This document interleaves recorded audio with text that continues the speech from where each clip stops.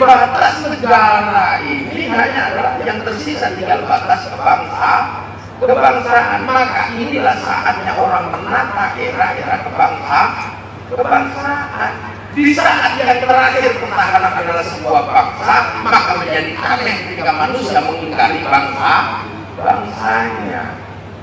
Dan sekarang lagi tren orang mengingkari bangsanya. Apalagi anak-anak milenial ini bablas. Dipikir ketika kamu sudah menjadi Cina atau jadi Cina terus kamu bebas masuk ke Cina. Ya nggak bisa, kamu harus ditanya. Walaupun hari ini kamu masuk lebih Arab dari orang Arab, jangan lupa kamu masuk ke Arab itu ditanya kamu orang mana. Kamu merasa lebih Filistin daripada orang Filistin, silakan. Tapi kalau kamu masuk ke Filistin pasti ditanya mana paspormu. Saya Indonesia. Maka ketika kamu sudah bisa melakukan apapun, kamu jangan lupa bahwa kamu tetap orang Indonesia.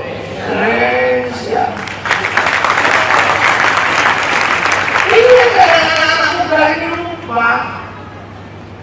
Itu makanya dari dulu nenek moyang kita menata bangsa, karena mereka sudah tahu bahwa pertahanan terakhir anak cucunya adalah menempati sebuah bangsa. Maka dibentuklah sebuah wadah namanya negara bangsa atau yang dikenal dengan nation state.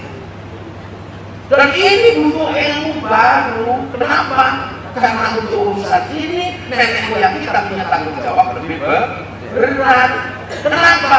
Arab itu satu bangsa, dia bisa pecah dipikul puluhan negara. Eropa satu bangsa, dia bisa pecah dipikul puluhan negara. Tapi kita puluhan bangsa bisa bersatu dalam satu negara, kesatuan Republik Indonesia. Ini prestasi maja'alnakum syu'uban wa qabaila lita'arafu. Cari bangsa berbeda di Arab, kamu gak ketemu. Cari bangsa berbeda di Eropa, gak ketemu. Rasnya ras Arya, yang satu ras Smith. Yang di sini macam-macam. Mau cari yang ras apa ada di sini. Nah ini bisa bersatu dalam satu negara.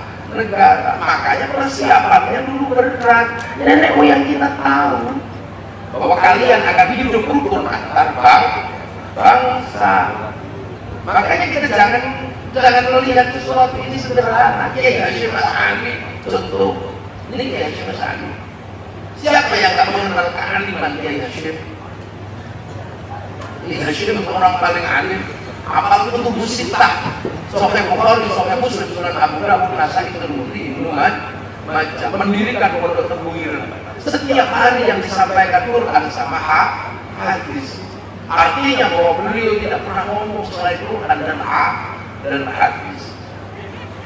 Tapi ketika kemudian Bung Karno menyodorkan kiai, ini kita mau merdeka. Ada beberapa landasan. Yang satu ketuhanan yang Maha Esa, yang satu dan kewajiban menjalankan syariat Islam bagi pemeluknya. Kita bisa bayangkan orang dari kecil berbicara Quran, pasti bayangan kita akan memilih dan kewajiban menjalankan syariat Islam bagi pemeluknya. Tapi kenapa Kiai Hasyim pilihannya tiba-tiba malah menghapus dan kewajiban menjalankan syariat Islam bagi pemeluknya? Cukup dengan ketuhanan yang Maha Esa, karena ketuhanan yang Maha Esa menanggung Sabang sampai Merauke yang berbeda suku, berbeda bangsa, berbeda agama. Sangat berbeda dengan anak-anak sekarang yang hafalnya cuma hadis 2. Ini melupakan bangsanya. Lantas pilihannya khilafah. Begitu pilihannya khilafah, artinya apa? Mempersiapkan diri untuk tetap menjadi bangsa yang berbeda-beda dengan negara yang berbeda. Yang itu sudah dilampaui nenek moyang kita, berbeda bangsa, berbeda suku, berbeda agama, bersatu dalam satu negara. Makanya kalau seandainya kemerdekaan itu orang-orang seperti ini sudah muncul, pasti bangsa itu tidak merdeka. Karena mereka tidak pernah berpikir bangsa, mereka hanya berpikir pengetahuannya yang cuma hadis 2. Semua dihukumi satu hadis pakai ulu bitatin delala, seperti kunci Inggris. orang berbeda pencegahan. Kiai Hasyim memerintahkan perang kemana-mana, bahkan punya bendera yang sangat sangat kuat ada di hati kaum Nahdlatul Ulama, tulisannya Nahdlatul Ulama. Perang pakai itu, kemana pun pakai itu. Tapi ketika berbicara bangsa, bukan itu yang disodorkan menjadi bendera negara, yang disodorkan menjadi bendera kebangsaan adalah merah putih. Karena apa? Merah putih mewakili sabang sampai merah putih. Nahdlatul Ulama mewakili santri dan NU, tidak mewakili Muhammadiyah, tidak mewakili Persis. Walaupun bendera NU makhluknya lebih banyak, tapi untuk bangsa tetap merah putih, bukan putih. Dan ketika merah putih diganggu, keluarlah fatwa Iskaliman Aubud Jaminan. Sehingga terjadi ribuan nyawa, ratusan ribu nyawa demi sebuah merah putih untuk bangsa. Anak milenial tahunya itu harga 50.000, dia tidak tahu bahwa untuk memiliki itu harus mengorbankan ratusan ribu nyawa. Makanya anak milenial yang tidak pernah mengerti, dia tidak lagi diminta darah untuk merah putih. Dunia milenial hanya minta kita untuk angkat tangan pada merah putih. Kalau kau untuk itu pun tidak mau, karena kau anggap itu musyrik, kau anggap itu bid'ah, ini pasti nenek moyangmu bukan bagian dari yang mengorbankan untuk merah putih.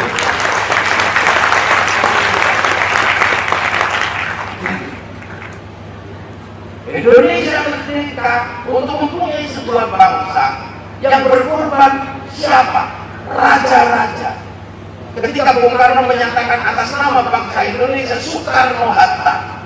Bung Karno rumah saja tidak punya. Artinya Bung Karno bukan orang kaya. Bung Karno hanya punya gagasan besar tentang nation state.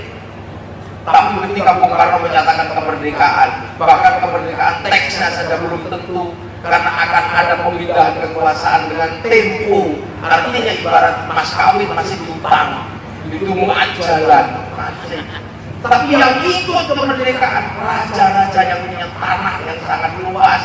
Sultan Hamengkubuwono IX saya ikut, artinya dari Wonogiri sampai Bagian Purworejo menjadi tanah NKRI. Raja Cirebon ikut, artinya tanah Cirebon menjadi tanah NKRI. Itu pengorbanan orang-orang dulu. Sekarang ada orang tanahnya diminta oleh negara 1 meter, lapor ke Mahkamah Konstitusi. Seandainya orang-orang ini hidup di zaman kemerdekaan, mungkin bangsa ini tidak akan pernah merdeka karena tidak ada lagi yang berkorban untuk bangsa. Itu inilah. Ini yang harus kita paham. Makanya sampean jangan sok-sokan. Begitu kamu bisa menjadi siapapun, kamu tetap tidak akan pernah bisa menjadi bukan Indonesia. Kamu tetap Indonesia. Maka cintai Indonesia. Kita bangun karakter kebangsaan, kita bangun karakter negara, dan bersiap-siaplah kalian untuk menjadi bagian dari yang membangun negara kesatuan Republik Indonesia. Jadi kalau akhir-akhir ini ada orang mulai meruntuhkan cinta kepada bangsa dan negara, ini pasti orang gila, ini orang aneh. Karena pertahanan terakhir yang membedakan manusia ketika internasionalisasi itu adalah batas teritori bangsa dan negara, dan itu dimiliki oleh paspornya masing-masing. Makanya Malaysia sudah mulai sadar sejak 5 tahun yang lalu ketika negaranya mengekspor teroris kemana-mana. Kenapa? Karena Nurdin Tom Azhari keluar dari Malaysia jadi teroris di beberapa negara.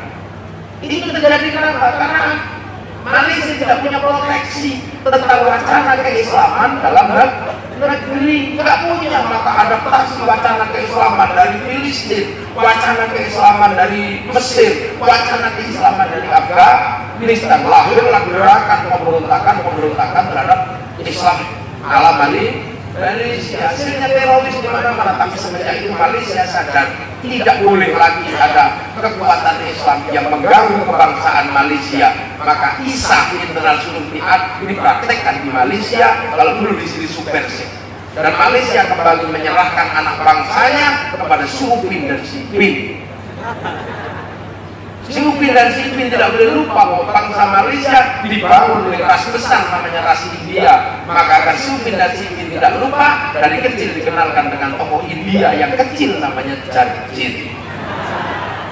Dia tidak boleh lupa dengan anak-anak Cina yang menjadi bagian dari kebesaran Malaysia. Maka dia dikenalkan dengan tokoh kecil namanya Mei Mei. Dia tidak boleh lupa dengan anak-anak Indonesia yang membangun kebangsaan Malaysia.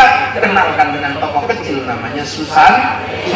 Ini cara Malaysia membangun rasa cinta pada bangsanya dan agar anak Malaysia tidak lupa kebangsaannya. Amerika gagal melakukan perang besar dengan Saddam Hussein sehingga anak bangsanya banyak terbunuh di Irak. Agar rasa malu itu tertutupi dan tidak mengganggu kebangsaannya, maka Amerika bikin sebuah film yang sangat terkenal sampai 2 seri. Yang satu disebut Hotshot 1, yang kedua Hotshot 2. Kegagalan dalam menumpas terorisme dibangun narasi kebangsaan namanya 12 Strong dengan film terbarunya. Kegagalan Amerika dengan Vietcong di Vietnam agar anak bangsanya tidak malu ditutup dengan Rainbow 1 sampai 5. Amerika tahu bangsa urban tidak punya spiritualitas. Dia harus mengembangkan spiritualitas, comot sana, comot sini. Bahkan dalam agama Amerika juga tidak punya standar yang kuat. Urban dari Afrika punya kecenderungan kepada Bunda Maria, urban dari Spanyol punya kecenderungan pada Santo Sebastiano. Untuk merukunkan itu dipanggillah seorang pastor sableng yang mampu merukunkan itu, namanya Gustavo Gutierrez. Lahirlah sebuah paper yang sangat terkenal namanya Teologi Liberation, yang sekarang dikenal teologi pembebasan. Anak bangsa Amerika tidak boleh malu dengan kita kau tutup Rainbow. Spiritual mereka akan mengambil dari Cina agar mereka tidak malu dengan Cina karena adaptasi spiritual. Sebelum itu malu, mereka sudah mengadaptasi lebih dulu agar anak Amerika tidak malu, bikinkan American Shaolin, American Kung Fu. Dengan Jepang dia bikinkan American Ninja, American Samurai. Bahkan ninja terakhir dari Jepang, dari Amerika namanya Tom Cruise dalam sebuah film The Last Samurai. Anak Jepang tidak boleh malu saling bantai antar anak bangsa, antara rezim Tokugawa dan restorasi Meiji, agar tidak terulang dan tidak malu. Ditutup rasa kebangsaannya agar mencintai tanah airnya dengan sebuah film yang sangat sederhana dengan judul Samurai X dengan tokohnya Rurouni Kenshin atau si Kenshin Himura. Ini bangsa. Kalau sudah seperti itu, kamu mau ngomong apa untuk bangsamu? Kalau Jenderal Sudirman pergi perang dengan satu paru-paru, masa demi bangsamu kamu ributkan dengan dapat BPJS? Pertahanan ini, dan makanya anak-anak milenial sudah mulai sadar pertahanan bangsa yang di Cina mulai ambil alih. Ketika kekuatan uangnya dikeruk secara milenial oleh Amerika, ya banting setir. Seluruh sistem transaksi dikuasai oleh Amazon, ambil alih melalui Alibaba. Ketika WhatsApp mengambil alih seluruh transaksi anak muda, anak milenial dalam urusan informasi, ambil alih sama Cina dengan WeChat. Ketika Facebook menjadi standarisasi anak muda untuk saling berkenalan, dan di situ ada uang milenial, ambil alih dengan QQ atau render. Apa yang sudah kamu kerjakan untuk bangsamu? Ketika setiap bulan 200 triliun diambil oleh WhatsApp. Semakin ribut kamu dalam urusan pilpres, kamu tetap menggunakan ruang lingkupnya WhatsApp yang diuntungkan WhatsApp hampir 1 bulan 200 triliun. Kamu ribut antara 01 dan 02, ribut yang di Facebook, yang diuntungkan adalah si Mark Zuckerberg. Lantas apa keuntungannya untuk bangsamu hari ini, anak-anak muda, agen of social change? Kalian adalah agen perubahan, kalian avantgarde perubahan Indonesia. Mari berpikir tentang bangsamu. Jangan kau ambil alih sesuatu yang sudah menjadi sampah. Facebook akhirnya diadaptasi oleh siapa? Tak ingin anak kami itu memerdekakan Filistin, dia gagal memerdekakan Filistin. Kenapa kamu ambil alih untuk menyelesaikan bangsamu, sementara ketika mengambil alih untuk menyelesaikan Filistin, dia tidak bisa?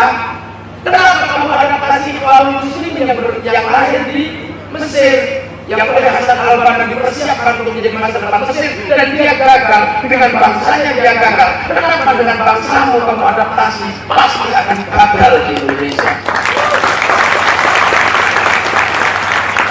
Jangan mengulangi kebodohan. Bung Karno puluhan tahun di Belanda. Untuk apa? Dipersiapkan menjadi agen Belanda yang ada di Indonesia, namanya Kiai. Karena setelah perang Diponegoro Belanda bangkrut, dan Van de Venter mengusulkan kepada Ratu Wilhelmina agar ada politik di mana ada penjajahan baru dalam ilmu pengetahuan. Lahirlah politik etis, sehingga anak-anak Indonesia bisa belajar ke Belanda untuk ambil alih dari revolusi fisik ke revolusi pengetahuan. Tapi ketika pulang, Bung Karno tetap berpikir tentang nation state, walaupun diajarkan oleh Ernest Renan dalam sebuah buku kecil yang berjudul What is the Nation. Ketika pulang dia berpikir tentang Indonesia. Kenapa kamu pergi ke Eropa? Baru 2 minggu membayangkan negaramu kayak Eropa. Kenapa kamu pulang umroh yang 1 minggu begitu pulang? Bangsamu pengen seperti Arab. Kamu harus tetap menjadi Indonesia.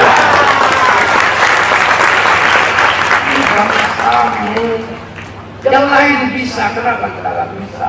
Kita punya bangsa yang kuat. Apa yang dimiliki oleh Eropa kita miliki. Kita nggak usah minder. Eropa punya kisah cinta namanya Romeo Juliet. Arab punya kisah cinta namanya Kais dan Laila. Cina punya kisah cinta namanya Sampai Intek. Apa kita nggak punya? Kita punya Andi Lumut. Kita punya Rono Citro. Sana punya orang kuat namanya Samson. Kita punya orang kuat namanya Bandung Bondong. Di sana ada ibu tiri yang kejam dengan kisah Cinderella. Kita juga punya hal yang sama dengan bawang putih, bawang merah. Sana punya binatang bisa ngomong namanya kura-kura ninja. Kita punya kancil Yuriti. Apa yang kita miliki dari bangsa Indonesia? Kita memiliki segalanya, tapi kamu dilupakan agar kamu bukan Indonesia. Kenapa? Karena semua ingin menjadi Indonesia. Mana ada negara seindah kita, sebuah negeri yang tidak dimiliki semua bangsa. Silahkan Cina memiliki segalanya, dari tusuk gigi sampai kondom, silahkan. Eropa punya segalanya, dari kipas angin sampai gas bumi, silahkan. Yang kalian tidak miliki dan hanya kami yang memiliki adalah cuma satu. Dan kamu pasti menginginkan matahari yang tidak pernah ingkar janji, pagi terbit sore terbenam, dan itu hanya milik Indonesia. Biarlah kita jadi Indonesia dengan cara pandang Indonesia, cara pikir Indonesia, dan itu bisa menjadi rahmatan lil alamin bagi orang Indonesia.